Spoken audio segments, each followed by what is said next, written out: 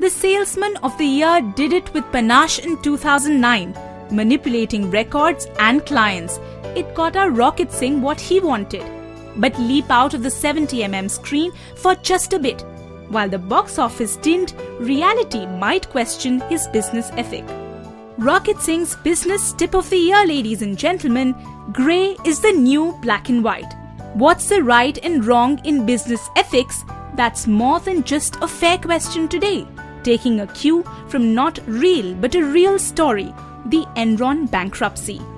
Imaginary profits, fat employee bonuses and manipulated books were only a few of the best kept secrets of the world's 7th largest corporation.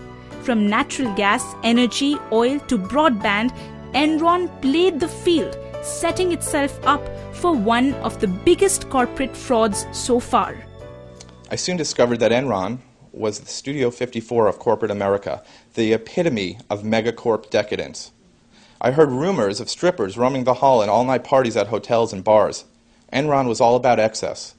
It was more, now.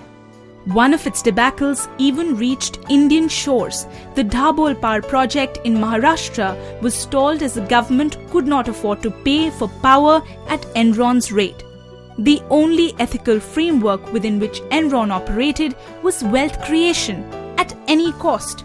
There was zero accountability within and outside. Closer home, another man was manipulating books and its 53,000 employees into believing in that big Indian IT dream. Ramalingam Raju of Satyam.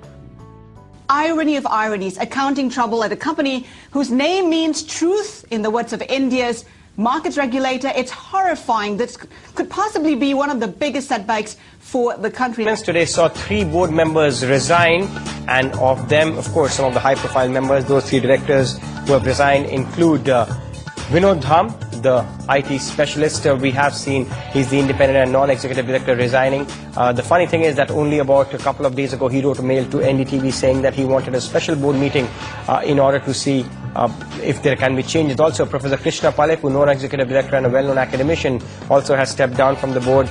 And the third one to go today was the controversial dean of the Indian School of Business, Ram Mohan Rao, who, in a way, supported the entire deal just till a few days ago. Today saying that he wanted to resign. No reason for those resignations have been cited. Raju himself confessed to have inflated profits with the main company. What started with a small cover-up went on to become $1 billion worth of fake assets. In his words, he was riding a tiger without knowing when he could get off without being eaten. Much like PR professional and corporate lobbyist Neera Radia, with key telecom companies as her clients, she was accused of using her influence for a ministerial pick in 2010.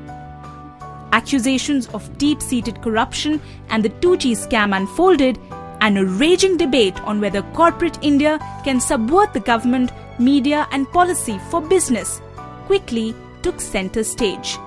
But not all corporate irregularities are as newsworthy. There were quieter instances of law falling to pieces. The weave of the Indian carpet industry often passes these small hands. Flouting all laws banning child labour, the Indian carpet industry thrives, with little benefit passing on to the families of these labourers. Questioning these illegalities is the United Nations Global Compact, a program to promote better business practices across the world. But there are companies already setting higher standards. The Golden Peacock Awards have recently recognized companies like Tata Motors, Mahindra & Mahindra, GAIL, DCM Shriram for occupational health and safety, helping employees enjoy a safe and comfortable work environment. Several companies are also seeking Bureau of Indian Standards product certification. Voluntary in nature, it's helping consumers build faith in the brand.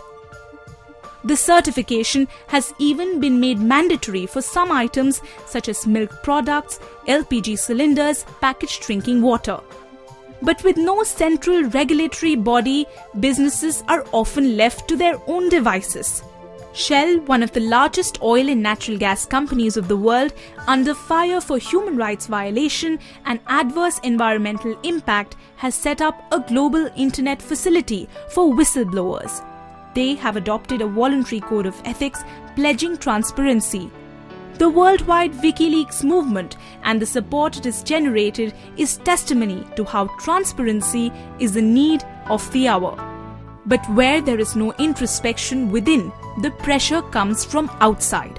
Civil society actors like the Center for Science and Environment based in New Delhi have consistently applied pressure on the government and corporations to get their act together. Whether it's the presence of pesticides in aerated drinks or ban of poisonous pesticide endosulfan in Kerala, they are trying to get the toxic out of our system. There are also attempts to now introduce a formal code of ethics. National Human Rights Commission, in partnership with ICSM, is developing a code for the Indian industry. For the sake of the consumers and the employees, the most important stakeholders, looks like business decisions will no longer stay within the boardroom. May I ask what you're doing in my boardroom? The eyes and ears are on the small and big businesses across the world, and how they define their black and white is on companies' high-powered agenda.